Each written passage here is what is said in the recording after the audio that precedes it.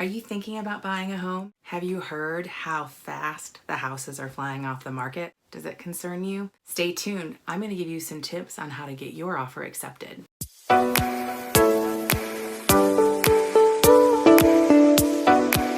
Hi, I'm Jillian. I'm a real estate agent here in Indianapolis with Highguard. Okay, first things first, get pre-approved. It doesn't cost you anything. It's quick. If you need a lender, you can ask your real estate professional. I'm sure that they have somebody to recommend. I know I do. It shows your intent. It shows that you are serious. If you want to take it a step further, you could talk to your lender about going through the underwriting process. In addition to being pre-approved, that's just going to make your offer that much stronger. It's less risk. There are less unknowns for the seller. It makes your offer more desirable. It shows that your financing is secure. Number 2, limit your contingencies. Sometimes this isn't possible, but if it is, absolutely remove any contingencies that you can, that you are comfortable doing. I would never tell a client to do something they're not comfortable with. I'm just letting you know, if you can get pre-approved to buy this house before you sell yours, do it. It removes some question marks for the seller and makes your offer more desirable. Can you lower the number of days for your due diligence period? That means your inspection, getting your home insurance ready to go. If you can lower the number of days, that could appeal to the seller, because then the seller knows, okay, the inspection's going to get done. They're going to know what they need to get taken care of on their side so that this deal can move forward. It adds some appeal for a seller, and it will make your offer stand out. Number 3, increase your earnest money. Typically, I recommend my clients put down at least 1% of the purchase price. The more earnest money you put down, the more serious your intent is. It is the first thing that signals to the seller that you want this property, and you're putting money with your contract to prove it.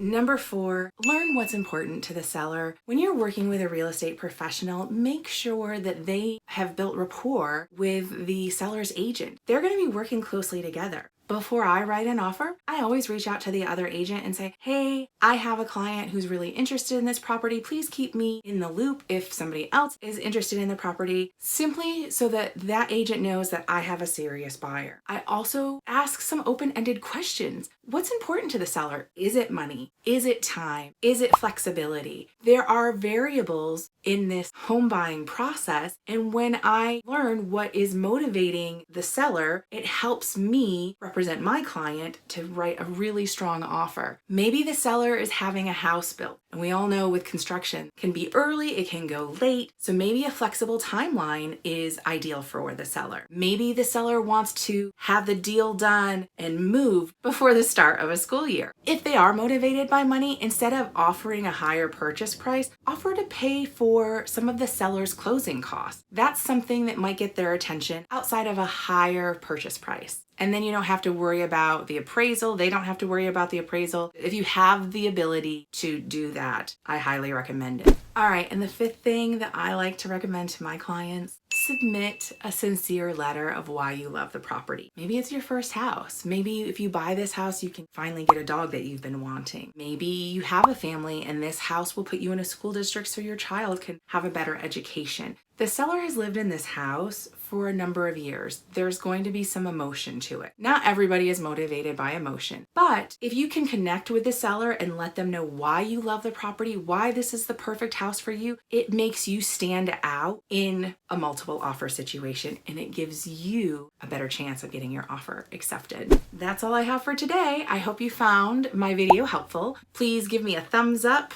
Leave me a comment below. Also subscribe. I hope to see you next week. Talk to you soon.